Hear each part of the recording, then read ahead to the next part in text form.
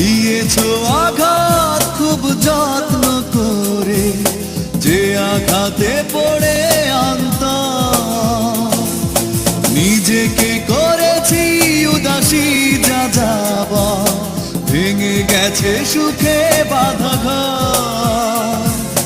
দিয়েছো আঘাত খুব যত্ন করে, যে আঘাতে পড়ে